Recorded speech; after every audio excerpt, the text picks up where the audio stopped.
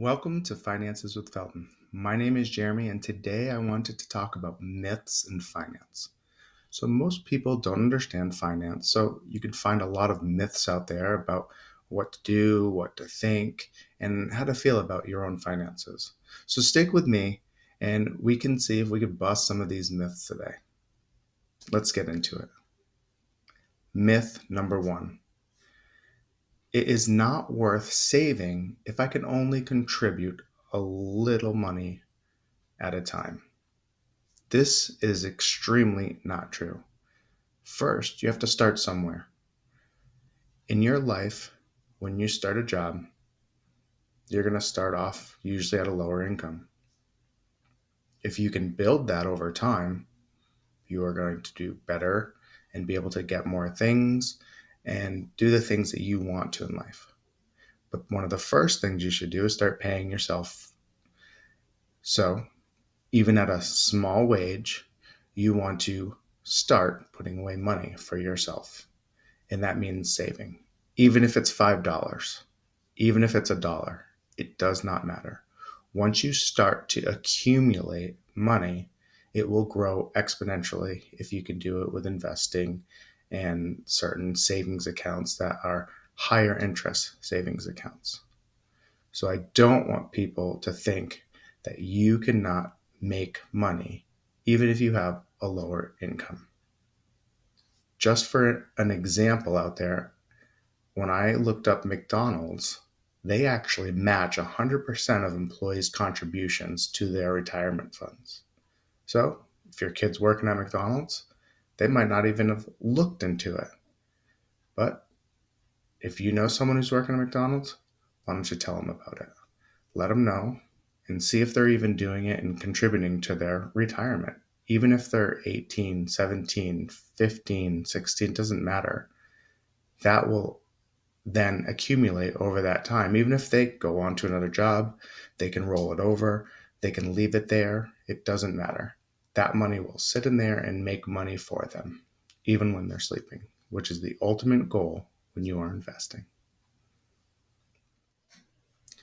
The second myth: investing is only for the rich. This is definitely not true.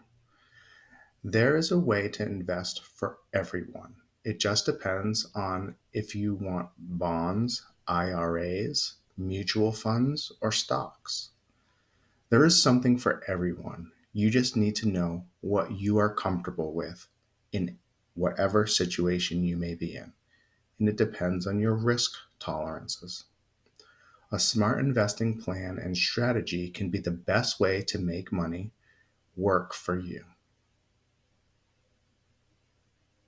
Myth number three: my partner manages my money, so I don't need to know about money at all. This is not true. Usually in households, one person or the other is more into the financial situation of that household. But everyone should have a handle on their money, no matter who the main person is who deals with your finances. There could be an emergency that would leave you without knowledge or even where all your finances are or the state of your financial situation is. I heard a story one time where there was an older couple. The husband was the breadwinner. He dealt with all the finances, he dealt with all their money, all their accounts, all their credit cards, everything. The older lady, when her husband suddenly passed, had nothing. She had no credit. She had no thought of how to situate her finances to continue on with life. It was a very bad situation, and she ended up having to go back to work at 70 years old just to make ends meet because her husband had everything and did everything for them, and she didn't have any idea of what was happening. Please don't let that happen to you. And also take it upon yourself, if you are that finance person in your household, to inform your significant other or partner about the finances so that doesn't happen. On to the fourth myth. Savings is just money to be kept in a savings account. If you are saving and you are just keeping your money in a savings account at a normal bank, you're most likely losing money. Why? With current inflation, the rates are around 6%. Your money that you have that is sitting in savings is losing value every day. So I implore you to look into either a higher rate of savings, or if you have a lot of money in savings, to actually find a vehicle that will work for you, whether it's in investing in stocks and bonds, mutual funds, or if you're looking to get into real estate, or if you're looking to start a business.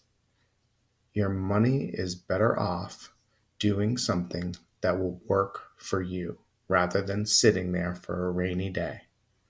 I'm not saying you don't need any money in there, but if you have a large amount just sitting there, in all likelihood, it will lose value over the time of the years because of inflation. As inflation rises, your money and what it's worth will decrease. So it's something to think about, of just keeping it in a savings account. And for the fifth and final one for today, all my problems will be solved if I just had more money. This is just simply not true at all.